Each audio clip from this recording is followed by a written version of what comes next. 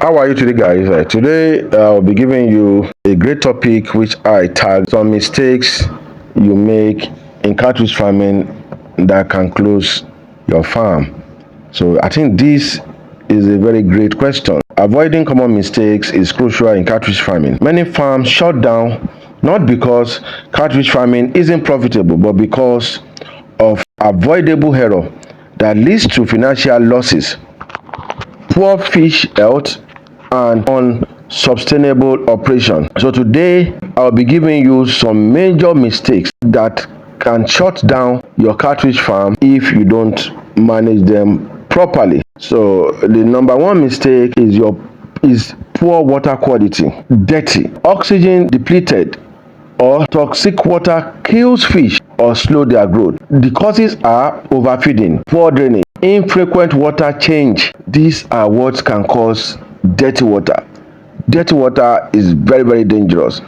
Make sure that you understand on how to manage your water and what are the solutions to this. Regular water change, maybe at least 20 to 40% weekly. Aeration and proper waste removal will help you to manage your water. So these mistakes I will be listing today are common and major mistakes that you can make. This will shut down your farm in months. That is the truth.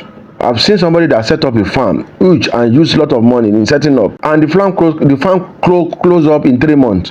So this will close up your farm by the time you open your eyes and close it. And another one is overstocking the pond. The impact of you overstocking your pond is that it's simple.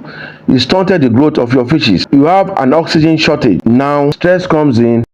Total disease outbreak comes in. You can lose all your fish by overstocking your pond. And the cause are putting too many fishes in a small space to increase profit. Greediness, that is the cause of that.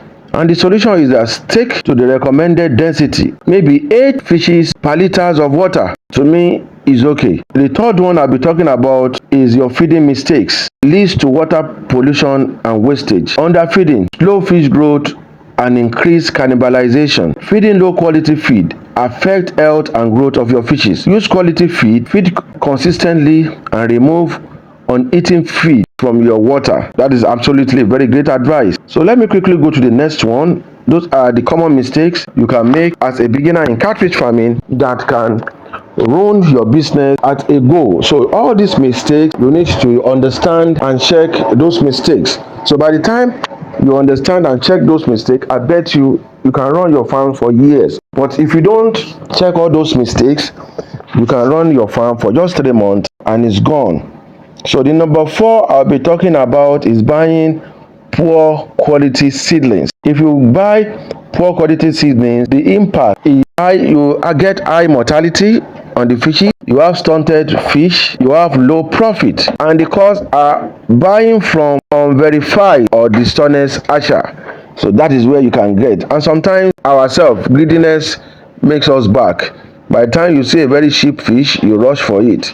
So that's what we call the greediness in it. And the solution you can make on that is buy from a reputable farm with proven fast growing seeds record. So those are the solution for that. The next one mistake that you can make in your farm that can ruin your farm in GV is lack of record keeping. You wouldn't know if you are making or you are losing money if you are not keeping record. So track expenses, feed consumption, mortality rate, water change, and your sales. Make sure that you keep absolutely record of every activity you are embarking in your farm. The next one I'll be talking about is know about security or disease control in your farm. I tell this on my last video. Always isolate your relationship with people in your farm. Isolate your farm from people. You can definitely contact any kind of infection or diseases through people visiting your farm. So biosecurity measures is very high in farm. Disease outbreaks can wipe out your entire stock in a day. This outbreak can come from some people coming to your farm. Maybe they just work with a cement or use a bowl that has oil and put it into your pond. Maybe you don't know, maybe you work, or you yourself, you are in your farm, you just work with some bowls with cement, or you work, there's oil in it, or they just let me just check your fish, and they put it inside. This can wipe up all your fishes in minutes. So those are the measures, and the solution is quarantine new fish, limit people visiting your farm, use lime and salt to disinfect pond before stocking your pond. So those are the solution to that. The next one I'll be talking about is improper harvesting strategy. The impact: harvesting too earlier before market size leads to low income. Too late increase feed cost. The is that harvest at 1 kilo to 1.5, usually between 5 to 6 months, depending on the growth rate and market. And I'm talking about market. There's something we call the melange that we harvest in 3 months. If you are doing melange, you should try to understand your feeding strategy for melange. Melange are fed for 3 months to sold, to be sold. Not that you want to raise a fish for 6 months and you lack money, you don't have enough money anymore, and you decide selling it. I bet you this will not work because your strategy does not work right. So the next one I'm talking about is no market plan before production. Fish ready but no buyer. Delaying sales, more feeding cost. Arrange buyers, restaurant, hotel, market woman before harvesting.